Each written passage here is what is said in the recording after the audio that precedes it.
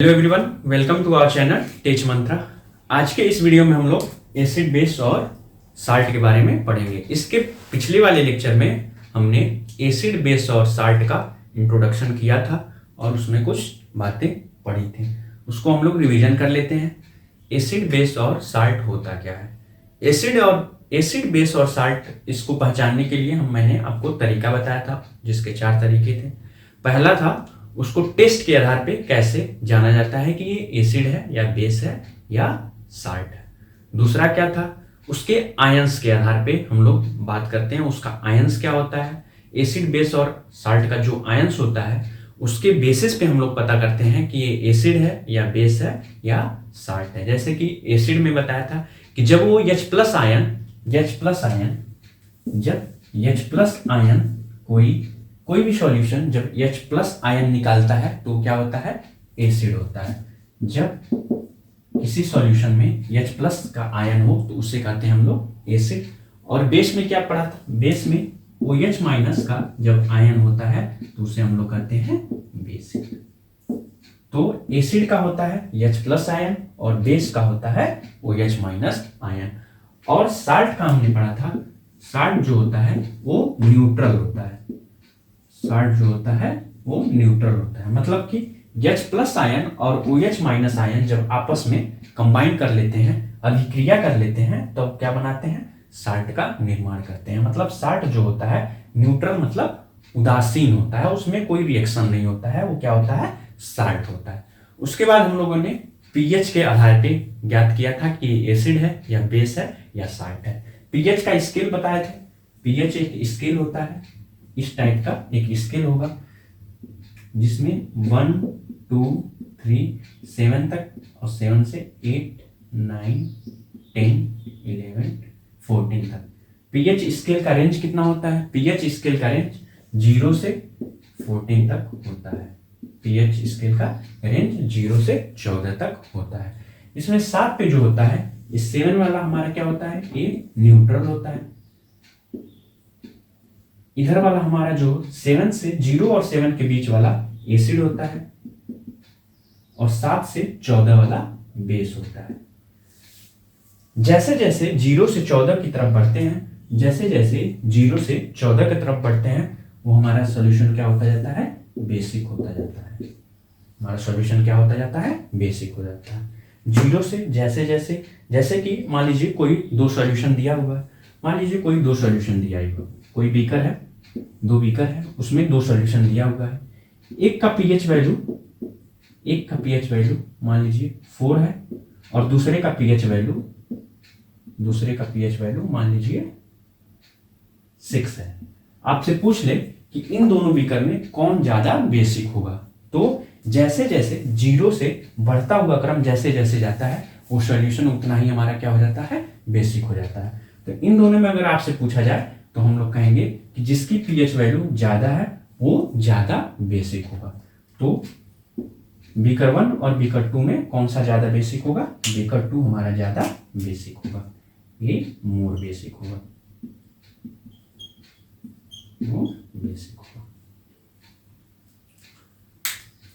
Note कर लीजिए। उसके बाद हम लोगों ने इंडिकेटर के आधार पे देखा था। इंडिकेटर में मैंने आपको 3 इंडिकेटर बताए थे। पहला था लिटमस पेपर, दूसरा था फेनोल्फथालीन, और तीसरा था हमारा टर्मरिक पाउडर। तो लिटमस पेपर का ओरिजिनल कलर मैंने बताया था कि वो क्या होता है? पिंक कलर का। मार्केट में पिंक कलर का पाया जाता है, लेकिन वो उसका 2 प्रकार और होता है, एक होता है रेड होता है और दूसरा ब्लू होता है। जनरली जो भी लैब होता है उसमें रेड और ब्लू पेपर से काम किया जाता है। तो रेड जो पेपर होता है उसको जब हम लोग एसिड बेस और साल्ट के सॉल्यूशन में डालते हैं तो वो अपना क्या करता है? कलर चेंज कर लेता है। उसी के आधार पे हम लोग बताते हैं कि कौन सा सॉल्यूशन एसिड है, कौन सा सॉल्यूशन बेस है और कौन सा सॉल्यूशन साल्ट है। तो रेड का मैंने बताया था, रेड का जब रेड लिटमस पेपर होता है, इसको जब एसिड में डालते हैं, बेस में डालते हैं और साल्ट में डालते हैं, तो जब रेड लिटमस पेपर को एसिड में डालते हैं तो नो कलर चेंज होता है। No colour change. इसका मतलब कोई भी कलर चेंज नहीं करता है। लेकिन रेड लिटमस पेपर को जब बेस में डालते हैं तो ये ब्लू कलर का हो जाता है, ये ब्लू कलर का हो जाता है। और जब रेड लिटमस पेपर को साल्ट में डालते हैं तो कोई भी कलर नहीं चेंज होता है, नो कलर चेंज होता है। उसी प्रकार जब मान लीजिए ब्लू लिटमस पेपर लेते हैं, ब्लू लिटमस पेपर लेते हैं, इसको भी एसिड में डालेंगे, बेस में डालेंगे और साल्ट में डालेंगे। जब एसिड में डालते हैं ब्लू लिटमस पेपर को तो ये रेड कलर का हो जाता है। जब बेस में डालते हैं तो कोई कलर नहीं चेंज होता है, नो चेंज। और जब साल्ट में डालते हैं तो इसमें भी नो चेंज होता है। इसका मतलब ये हुआ कि जब रेड लिटमस पेपर को एसिड में डालेंगे तो अपना कोई कलर नहीं चेंज करेगा, जब बेस में डालेंगे तो अपना कलर चेंज करके ब्लू कलर का हो जाएगा, और साल्ट में डालेंगे तो भी कोई कलर चेंज नहीं करेंगे। इसका मतलब अगर 3 सॉल्यूशन आपको दिया है, 3 बीकर दिया है और रेड लिटमस पेपर दिया है, और आपसे पूछे कि बताइए इसमें से कौन सा एसिड है, कौन सा बेस है, कौन सा साल्ट है, तो उस लिटमस पेपर को बारी बारी हम लोग सॉल्यूशन में डिप करेंगे। डिप करने के बाद अगर कलर चेंज होता है, रेड से ब्लू हो जाता है, तो सॉल्यूशन कौन सा हो जाएगा, बेस हो जाएगा। अगर कलर चेंज नहीं होता है तो या तो एसिड होगा या तो साल्ट होगा। अगर आपके पास ब्लू लिटमस पेपर है, ब्लू लिटमस पेपर को जब बारी बारी डिप करेंगे सॉल्यूशन में तो एसिड वाला सॉल्यूशन रेड हो जाएगा, बेस वाला कोई कलर नहीं चेंज करेगा, साल्ट वाला भी कोई कलर नहीं चेंज करेगा। उसके बाद आता है फिनेफ्थलीन पेपर। फिनेफ्थलीन जो होता है वो मार्केट में कलरलेस होता है, लेकिन जब उसको एसिड, बेस और साल्ट में डालते हैं तो वो अपना किस प्रकार से कलर चेंज करता है आइए देखते हैं। मान लीजिए कोई फिनेफ्थलीन पेपर है,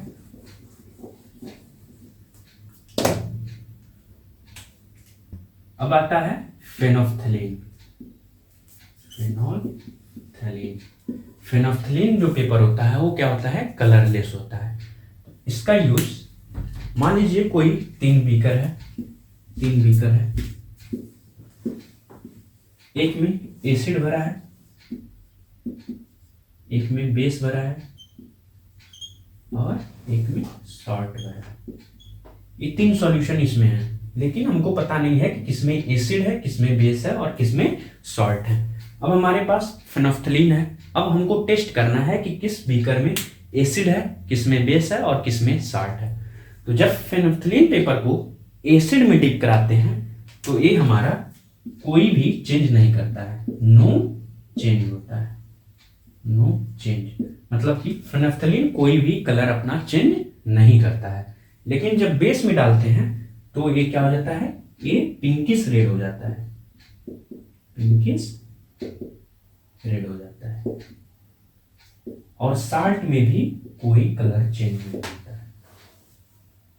इसका मतलब ये हुआ कि जब फेनोफ्थलीन को हम लोग एसिड में डालते हैं तो कोई कलर चेंज नहीं होता है, बेस में डालते हैं तो ये पिंकिश रेड हो जाता है, और साल्ट में डालते हैं तो नो चेंज ऑफ कलर होता है। देख लीजिए। इसके बाद हम लोग पढ़ेंगे कि एसिड और बेस जो होता है किस किस चीज में कहां कहां एसिड पाया जाता है और कहां कहां बेस पाया जाता है। जो भी हमारे खाने पीने का चीज है उन सब चीजों में हमारा एसिड पाया जाता है, और बहुत सारे हमारे सॉल्यूशंस हैं जिसमें बेस पाया जाता है। जैसे कि हमारा जो भी फ्रूट है, जो भी खट्टे फ्रूट्स होते हैं, जैसे कि मान लीजिए संतरा हो गया, ये सब जितने भी खट्टे फ्रूट होते हैं उन सब में साइट्रिक एसिड पाया जाता है। जैसे कि ऑरेंज, संतरा जो होता है उसमें साइट्रिक एसिड पाया जाता है। एग्जाम में डायरेक्ट पूछ लेगा, फल का नाम देगा और पूछ लेगा उसमें कौन सा एसिड पाया जाता है, या फिर एसिड का नाम दे देगा और फल दे देगा, पूछ लेगा कि बताइए कि ये एसिड किस फल में पाया जाता है। जितने भी फ्रूट्स होते हैं, जनरली जितने भी खट्टे फ्रूट्स होते हैं उन सब में साइट्रिक एसिड पाया जाता है। और जितने मीठे, जैसे कि मान लीजिए एप्पल हो गया, एप्पल में मैलेइक एसिड पाया जाता है। मान लीजिए एप्पल है, जो सेब होता है उसमें मैलेइक एसिड पाया जाता है, एसिड पाया जाता है। अंगूर जो होता है, अंगूर हो गया, इमली हो गया, इन सब में टार्टरिक एसिड पाया जाता है। ग्रेप्स, ग्रेप्स हो गए, इमली हो गया, इन सब में हमारा टार्टरिक एसिड पाया जाता है, टार्टरिक एसिड पाया जाता है। सब बहुत इंपॉर्टेंट होते हैं, एग्जाम में डायरेक्ट पूछ लिए जाएंगे। एसिड का नाम दे देगा, फल टिक मारना रहेगा कौन से फल में पाया जाएगा, या फिर फल ही दे देगा और एसिड पूछ लेगा कौन सा एसिड इसमें पाया जाता है।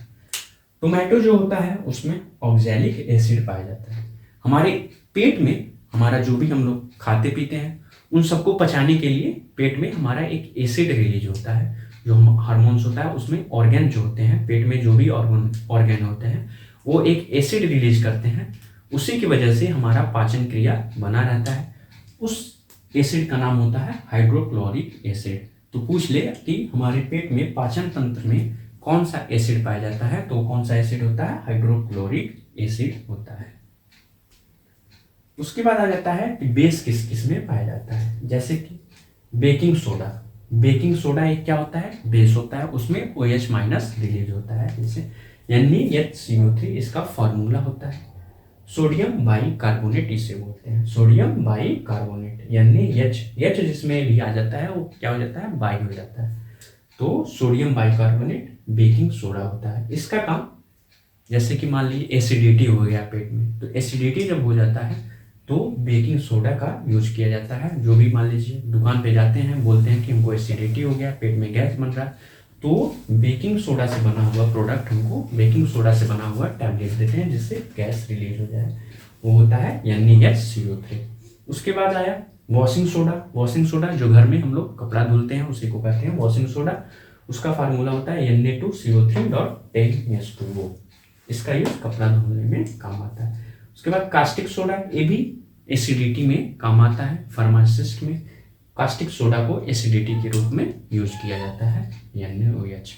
एक होता है मिल्क ऑफ मैग्नीशिया, मतलब मैग्नीशियम का जो भी बेस है उसे कहते हैं मिल्क ऑफ मैग्नीशिया। इसका भी यूज हम लोग गैस वगैरह में, एसिडिटी वगैरह में किया जाता है। बेसिकली जो बेस होता है वो गैस को रिलीज करने में, पाचन तंत्र को सही करने में उसमें यूज किया जाता है बेस का।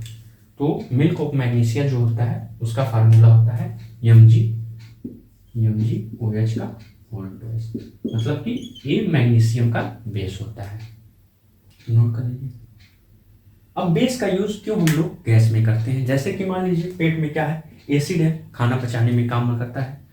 जब खाना नहीं पचता है मतलब कि एसिड ज्यादा हो गया, मतलब आपके पेट में ज्यादा गैस बन जाता है, उसको न्यूट्रलाइज करने के लिए हमको बेस का यूज करना पड़ता है, ताकि जो गैस बना है, पाचन तंत्र सही से काम नहीं कर रहा है तो आपस में न्यूट्रलाइज हो जाए और सही से काम करने लगे। इसीलिए जितने भी बेसिक प्रोडक्ट होते हैं, जितने भी बेस से बने हुए प्रोडक्ट होते हैं, वो पाचन तंत्र में गैस को रिलीज करने में यूज किए जाते हैं। अब एसिड और बेस आपस में रिएक्शन करके क्या बनाते हैं देख लेते हैं।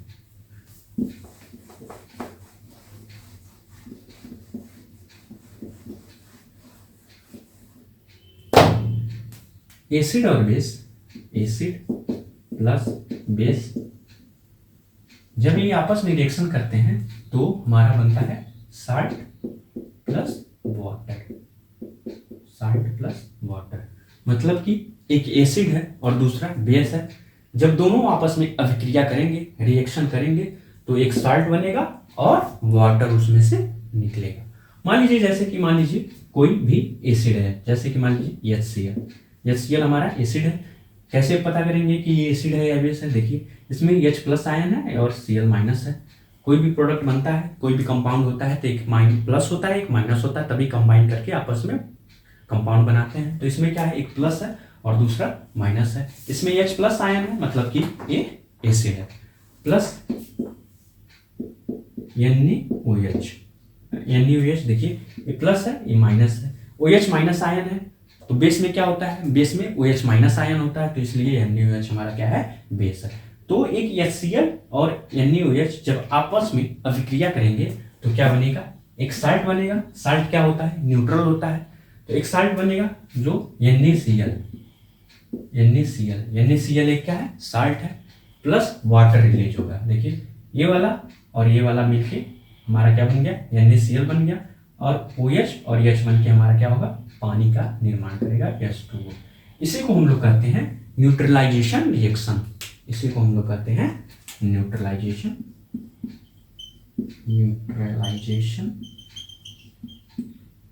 रिएक्शन, न्यूट्रलाइजेशन रिएक्शन यानी कि उदासीनीकरण अभिक्रिया, उदासीनीकरण अभिक्रिया, न्यूट्रलाइजेशन रिएक्शन। तो एसिड और बेस जब आपस में रिएक्शन करके साल्ट और वाटर बनाते हैं, उसी को हम लोग कहते हैं न्यूट्रलाइजेशन रिएक्शन। जब भी एसिड और बेस आपस में रिएक्शन करेंगे तो साल्ट और पानी का निर्माण करेंगे। नोट कर लीजिए, हमारा एसिड बेस और साल्ट चैप्टर यहाँ पर खत्म होता है। इसके बाद हम लोग पढ़ेंगे मेटल और नॉन मेटल।